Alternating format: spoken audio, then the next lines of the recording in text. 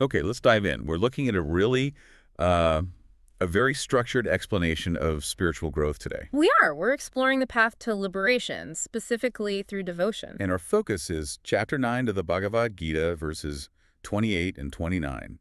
The material lays out, well, a clear three-stage process. Exactly. And our mission today is to really unpack that process, how prayer and action aren't just random, but how they lead you step by step to what you might call knowing God. So let's start with stage 1. The text calls it trading with God, which sounds a little transactional.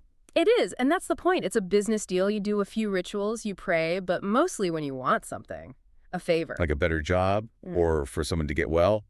And if you don't get it, Then your attitude changes, the deal is off. But, what's crucial here is that people in this stage still follow Dharma or right action. so it's out of fear, right? Fear of the consequences. Yes, mostly fear of God. And that fear, it's not a bad thing at this stage. It prevents them from being sinners, and it actually allows them to progress. It's a necessary bridge. Okay, so that fear-based approach gets you on the path.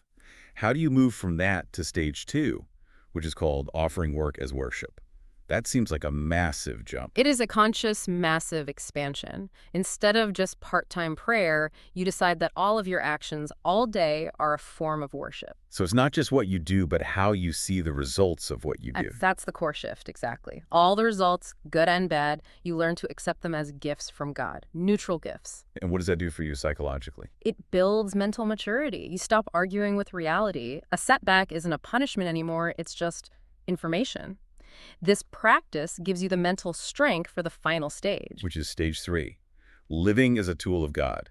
Now, this is where it gets a bit abstract for me.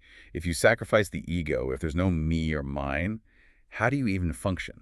Well, it's intensely practical because the change is internal. You gain this complete knowledge through deep introspection, and you see that everything is connected. The giver, the gift, the receiver, they're all just different forms of the divine. And that's where the scripture comes in directly. Yes.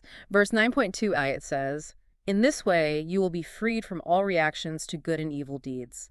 You will be liberated and come to me."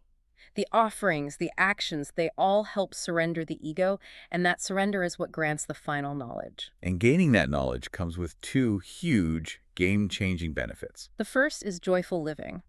Life literally becomes a celebration, like a picnic. You realize there's no destination to reach because everything is already divine. And the second. Liberation.